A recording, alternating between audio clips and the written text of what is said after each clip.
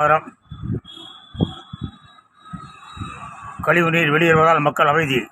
சென்னை 1000 விளக்கு தொகுதி நுங்கப்பாக்கம் வார்டு எண் கக்கன் காலனி மேலும் சேரும் சகதியாக மாறியுள்ளது. சாலை சேதமடைந்து கழிவுநீர் தேங்கி வெளியேறினாலும் மக்கள் அவதிப்படுறாங்க. ரைட்டு படிக்க முடியல.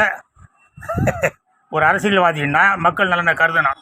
ஒரு அரசியல்வாதி ஆட்சிக்கு வரணும் அப்படின்னா மக்கள் நலன் தான் முக்கியம்.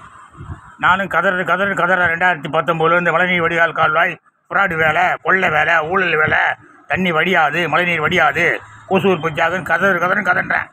ஒரு பையன் அதை பற்றி கவலைப்படுறதில்ல.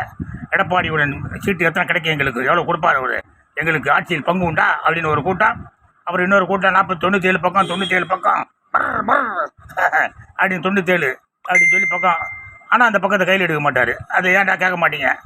அதனால் உடனடியாக இந்த வழக்கு 2 வழக்கு காணவில்லை சென்னை உயர்நீதிமன்றத்தில். ஒன்று குண்டுகுழி சாலை, ஒன்று கொசு உற்பத்தி. இதை நடவடிக்கை எடுங்க. அதாவது ஆட்சிக்கு வரணும், அதிகாரத்துக்கு வரணும்னு நினைக்கிறவங்க நடவடிக்கை எடுங்க. ஜெய்ஹிந்த்.